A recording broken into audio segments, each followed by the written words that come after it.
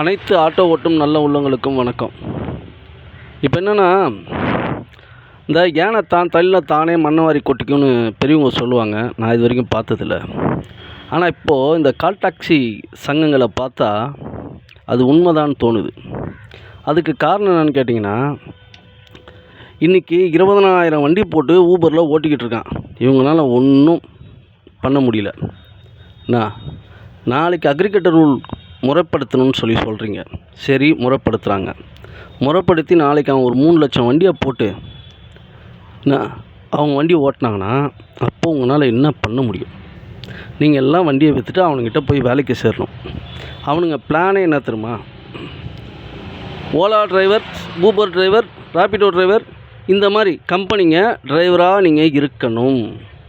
அதுதான் அவங்களுடைய நிலைப்பாடு. அதை முதல்ல ஒன்று புரிஞ்சுக்கோங்க.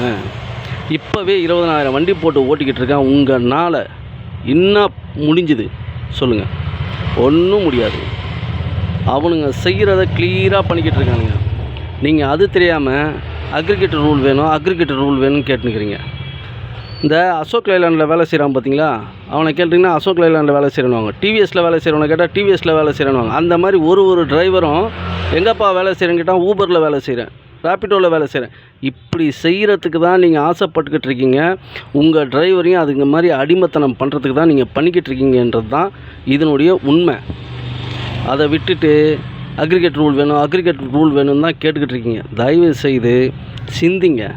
இன்றைக்கி 20,000 வண்டி போட்டவன் நாளைக்கு 3 லட்சம் வண்டி போகிறதுக்கு அவனுக்கு பெரிய விஷயம் இல்லை. அதனால் நான் என்னன்றேன்னா, முதல்ல தயவு செய்து அக்ரிகல்ச்சர் ரூலை அமுல்படுத்த விடாதீங்க. ஏன்னா அமுல்படுத்தணும்னா நம்ம எல்லாருமே அடிமைத்தனமாக ஆகிடுவோம். இப்போவே பாருங்கள், பைக் டாக்ஸியை முறைப்படுத்துன்றீங்க. பைக் டாக்ஸியை முறைப்படுத்தினா ஒரு விஷயம் நல்லா யோசித்து பாருங்கள். அதில் போனால் யாருக்கு என்ன பாதுகாப்புன்னு கொஞ்சமாக அதை யோசித்து அந்த நீங்கள் உண்மையிலேயே உங்கள் டிரைவருங்களையும் ஆட்டோ டிரைவர்களையும் காப்பாற்றணும்னு நீங்கள் நினச்சிங்கன்னா பைக் டாக்ஸியை முறைப்படுத்த சொல்லுவீங்களா?